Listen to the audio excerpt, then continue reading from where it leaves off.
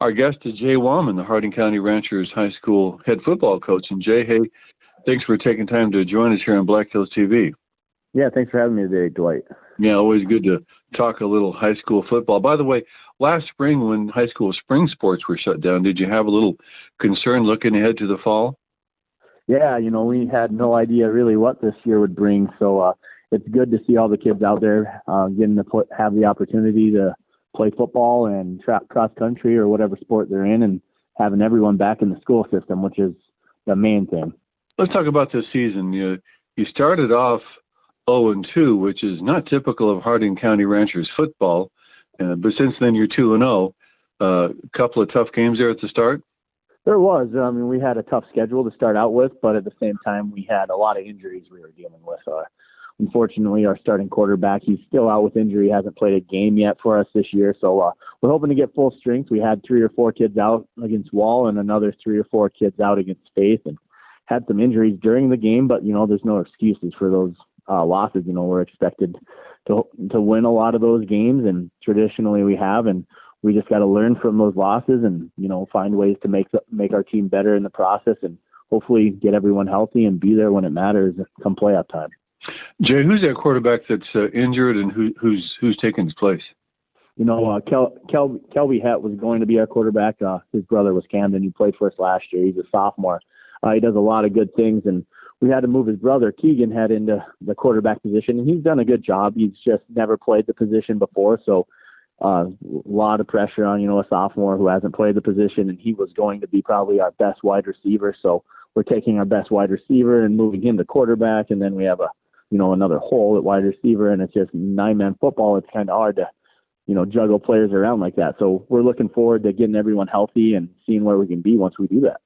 Your starting quarterback, when do you expect him back? Yeah, hopefully get some good news. He has a doctor appointment this Thursday, so if he has good news there, he's been practicing and maybe be able to play some Friday, and then hopefully next week for a big game against Lemon. Against Bison and Hill City, they were both shutouts, so your defense really played strong in those games. What were your key to those games and getting the shutouts? It starts up front with our defensive line. They've done a really good job all season. We have a really good defensive line who's controlled, I believe, all 4 games, have won the battle up front. So if we can keep winning the battle up front and getting our key players healthy again, we're going to be tough to stop once playoff time comes around. We've always kind of prided ourselves on our defense, getting 9 people to the ball, and the more and more our young team is getting experience, you can see them getting better and better and getting more confident each week. So it's fun to see as a coach, and we're excited with where we're at going forward, and we're going to be a good football team by the end of the year here. And then in those last 2 games, you scored over 100 points.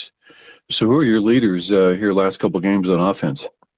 Offensively, Caden Floyd, he runs the ball for us. He's done some really good things. This is his first year as a running back. I believe he has 230 rushing yards.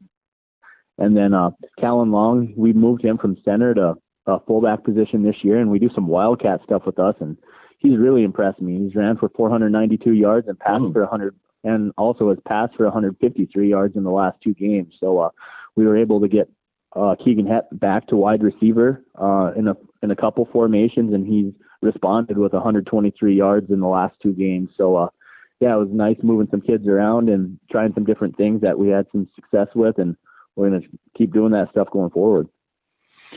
You got Dupree coming up next. What do you know about Dupree? I know they just recently played at Newell and did fairly well. Yeah, Dupree's in the same record as us, 2-2. Pretty hard-nosed team, aggressive defense. They're going to bring a 3-5 defense and kind of stack the box a lot, kind of force you to throw the ball a little. So it'll be a fun game. We're excited for it. We're just ready for Friday night, and hopefully can get out of there with a victory. Then after that, you've got 3 games to finish out the season. Tough games with Lemon, McIntosh, Newell, and Timber Lake. Yeah, we're going to take it one game at a time. We know Lemon McIntosh will be home next week, and they're the number 2 team in the state in 9AA. So they're undefeated right now, and they got a tough one this week against Timber Lake. So I'm excited to see how that game plays out for both those teams and find out where those 2 teams are at. We go on the road versus Dupree this week. Lemon will be home, Newell will be away, and Timber Lake will be away. Yep. Well, Jay, good luck to the Hardin County Ranchers, and let's hope everybody gets healthy and then make a run for the playoffs again this year. Yep, thanks. Yep, that's the plan. Yep. Okay, Jay Wammen, head coach, high school football coach at Harding County. Always appreciate taking time to visit with you. Yeah, it was great to hear from you, Dwight.